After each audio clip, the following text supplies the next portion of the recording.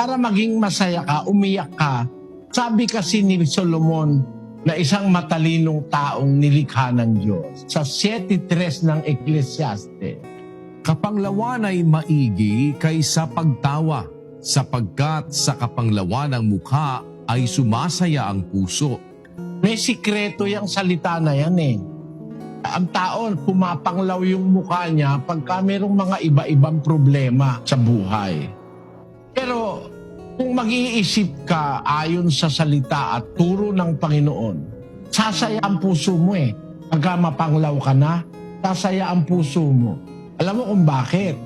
Basahin natin sa Juan, Kapitulo 15, versikulo 19. Kung kayo'y taga-sanglibutan, ay iibigin ng sanglibutan ang kaniyang sarili. Ngunit sapagkat kayo'y hindi taga-sanglibutan, kundi kayo'y hinirang ko sa sanglibutan, kaya napopuot sa inyo ang sanglibutan. Alalahanin ninyo ang salitang sa inyo'y aking sinabi. Ang alipin ay hindi dakila kaysa kanyang Panginoon. Kung ako'y kanilang pinag-usig, kayo man ay kanilang pag-uusigin din.